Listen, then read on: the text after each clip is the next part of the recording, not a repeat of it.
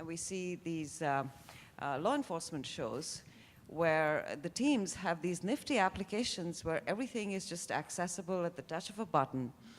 So my question to you is, is that a figment of the producer's imagination, or do these systems really exist?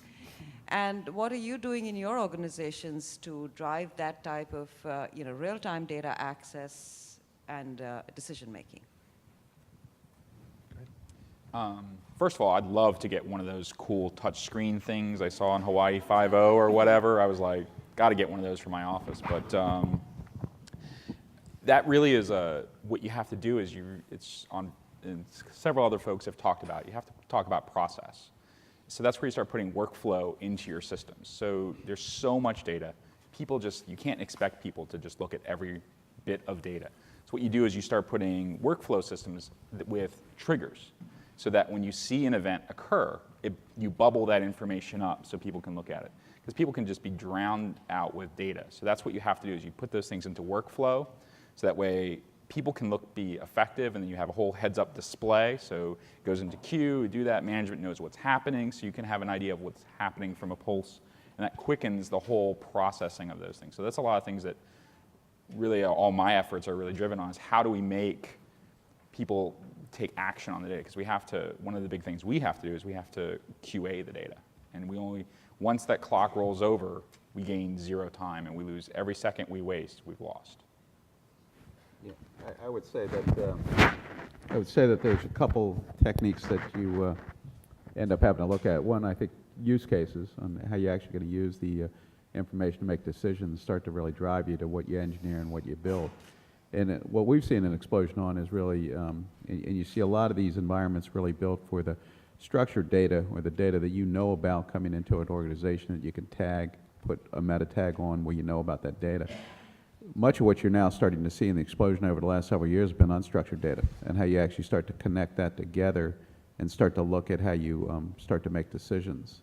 So one of the favorite books I read over the last several years was Moneyball, and it was a book that kind of combined two of my loves, baseball and data, and it really started to look at how teams started to look at baseball players with different data. The data was always out there, but they started to look at the data and learn different things about the data, where a pitcher might be better coming out of college than out of high school, and the data and the statistics start to tell you that.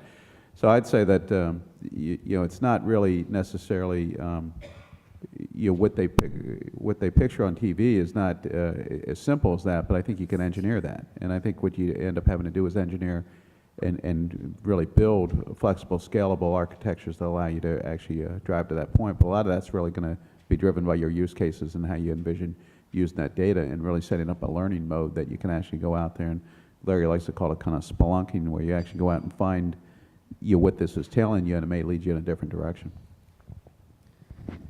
I think if you watch 24 at all, you would find that Chloe's out there moving satellites around over Southern California. Conceivably, I guess, from an efficiency standpoint, you could do that. But I'm virtually certain that nobody in this room wants us to do that. And that's the difficult balance that we have with civil liberties and who we are as a country and so forth. But that said, we have come a very long ways from where we were before 9/11. And Ken talked about the 1.1 million people that get screened every day. If you also look at every police stop, every overseas visa request, we're talking millions of transactions that occur every day. The problem before 9/11 with Khalid al-Mithawer and Awaf Hazmi, the two 9/11 hijackers that got through screening, was that the government at the time had 4 classified databases, it had 13 national watch lists, and they just didn't interact. So the system we built now has every collector of whether Homeland Security or FBI or any of the intelligence community organizations collects information on potential terrorists. They provide the data to me. And I've got 150-odd people that are processing that data at the top secret level. They will then, every day, pass a subset of that information to the Terrorist Screening Center, and they'll get it out to Ken's CBP officers and to TSA officers and anybody who's managing visa applications, so that if there's a better example of how the data is being pulled out and integrated from end to end, I don't know what it is. Now, I will acknowledge that it is largely a names-based system, inherent weaknesses, and so therefore we're adding the kind of biometrics that Ken was talking about. But there has been a great deal of progress over the last 6 or 7 years.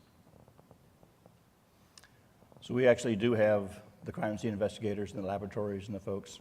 Our guys would love to have the capability of doing all those things in the near real time. They have an advantage of having to solve the problem in 60 minutes. The fact of the matter is it's hard work, and so most of the scientific analysis at best takes hours, if not days, on doing the analytics behind those things, getting the results back, pulling the things.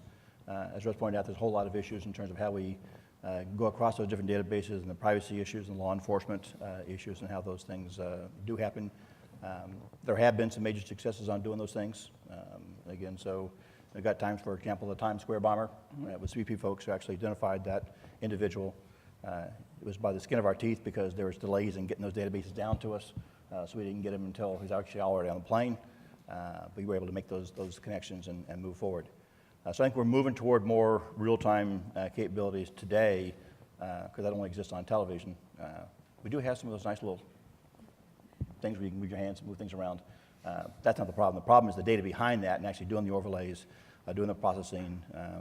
Most of our databases are still not geotagged. They don't have all that information I can pass on doing the things. So it's not as easy as they make it.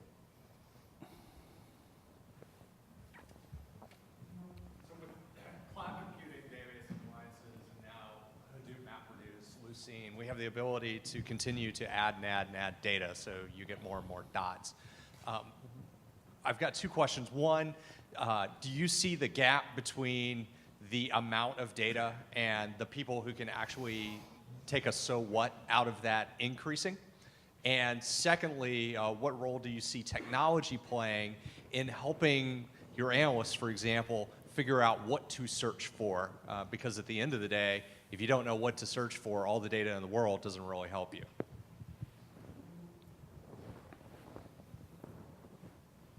A couple different answers or things to throw out to those two questions. First, you're going to kind of see this new emergence of this new class of people that they're not programmers, they're not systems analysts, they're kind of like data scientists. This is a new area. There's been a lot of work in that area where you see things. Dr. Jimmy Lin at University of Maryland's leading a lot of interesting efforts at the iSchool doing these type of things where you have these people developing systems or pieces that work on the raw data that can distill it down. So you have this whole distillation effort happening to empower the other people that can look at it, because there's only so much. The human brain is a great thing. It can look at a set of data, look at a spreadsheet, and glimmer information. How do you get that right set of information? That's where I see this new class of folks like data scientists really trying to move that forward. And that's where they're leveraging tools like MapReduce, Lucene, things like that. But whatever it is, those are tools to solve a thing. Well, I would say that